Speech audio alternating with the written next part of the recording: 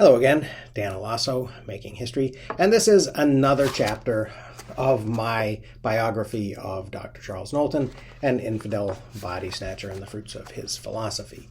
And this is chapter 13 called Dissertation and Degree. And I begin, as always, with a quote from Knowlton's own memoir. Knowlton said, "In the fall of 1821, I commenced with imperfect health, and in the fall of 1823, I passed a very successful examination for the degree of M.D. And during much of the 2 years and 2 months, which intervened between the commencement of my studies and my examination, I labored and did not study at all. At other times, I worked for my board. Another portion of time was taken up by a prosecution, another by cooking what little I ate, and still suffering for want of food. And finally, I had a young and affectionate wife, whom I must visit every now and then, whether or no. I say all this because I had rather that my ignorance be attributed to want of advantages than to any defect in my original organization. But why a man wishes others to think well of his natural powers when he had no hand in making them, I leave for others to solve." Now, my story.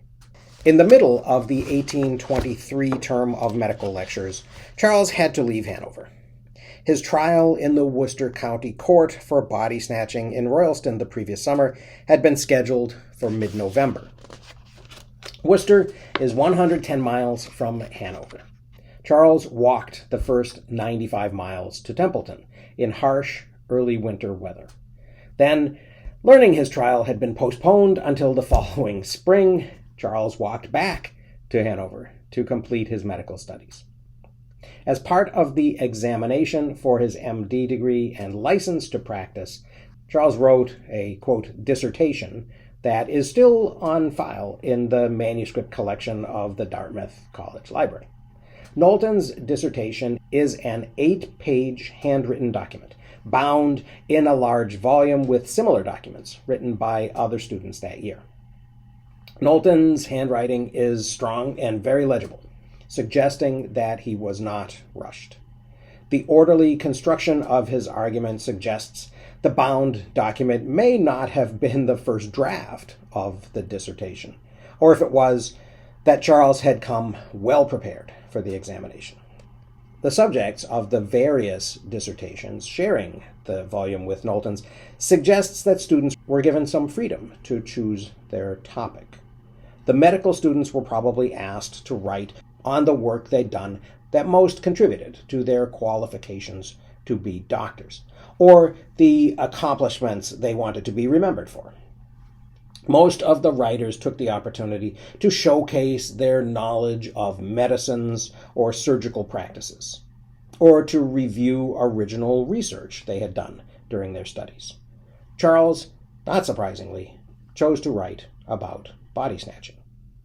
Quote, "The obstacles which have of late years been thrown in the way of anatomical pursuits," Charles began, "are of a serious nature, and likely, if not soon removed, ultimately to put an end to the study of anatomy altogether."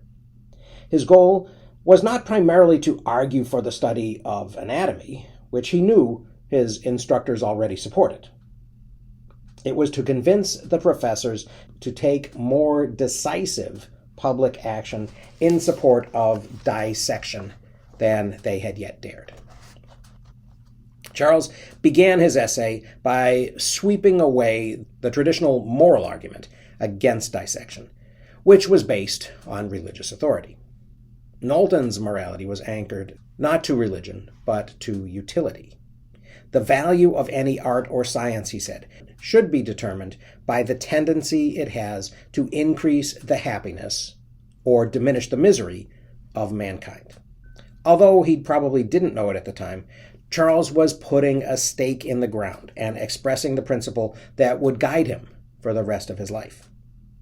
Charles continued his argument with several examples that illustrated the need for both surgeons and general practitioners to see human organs and the way they fit together in the body, in order to understand how they worked. Then he made an observation that highlighted the change he was witnessing and becoming a part of in the practice of medicine. Quote, "Anyone who takes a survey of the history of medical science will be struck with the diversity of opinion that has existed in all ages respecting disease. Theories out of number on almost every disorder have been put forth, which lasted for a time and then passed away, and are only mentioned at the present day to illustrate the ignorance of the ages in which they were invented. But on an examination into the causes of this continual change of opinion on medical subjects, it will not be found very difficult of solution. A theory is good or bad in proportion to the extent and correctness of the facts and observation on which it is founded. On what were the theories to which I have before alluded founded? On mere conjecture in most cases, and in others on the most narrow observation. Within a few years, opinions equally absurd as those of the ancients were held by individuals in this country. They are, however, dying away. A change has taken place, and to what can we attribute it, if not to the more accurate views of pathology obtained by means of morbid anatomy? Observation, Charles said, was finally beginning to overtake the authority of tradition. Medical science, he claimed, advanced by experience and discovery, not by the mining of ancient texts. Medicine would advance more quickly, Charles suggested, if students and doctors had more opportunities to gain experience by examining bodies.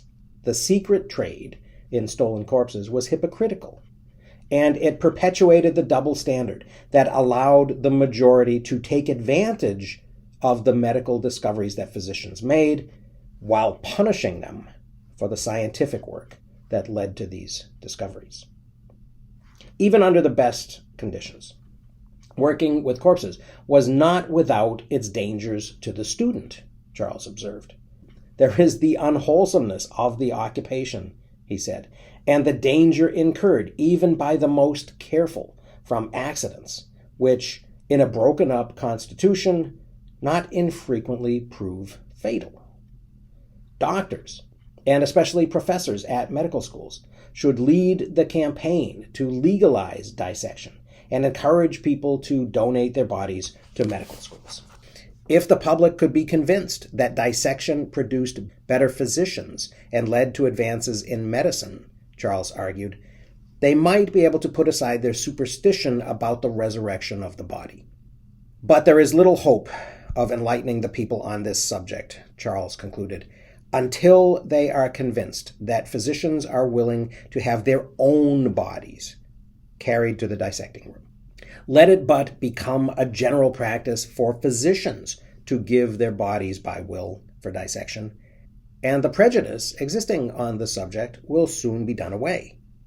And it will be as common for persons to request that their bodies may be dissected as it now is for them to beg that their graves may be guarded against the resurrectionists. Charles passed his examinations with high marks and received his MD and his license to practice medicine. He had come from near death, and in 2 short years had mastered everything then known about health and disease, and had begun to push beyond the limits of that knowledge. Dr. Reuben Mussey, Charles's professor of theory and practice, and one of the directors of the school, quote, privately expressed great satisfaction, saying, among other things, "You have done our institution great honor." Charles's education was complete. He was a doctor. But he still had to walk the 95 miles home from Hanover through early winter weather. And that is the end of that chapter. So, Charles Knowlton is now a doctor. We'll see what he does with his medical knowledge very soon. But in the meantime, I hope you found that a little bit interesting. Thanks very much for watching. I will see you again soon.